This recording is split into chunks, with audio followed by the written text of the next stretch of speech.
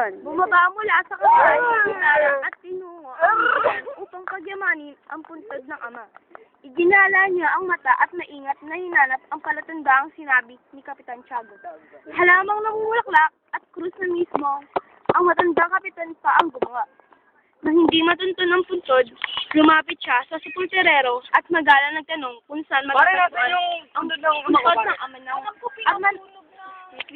Nagkamot ang sepulturero at sinabing sinunog niya ang krus.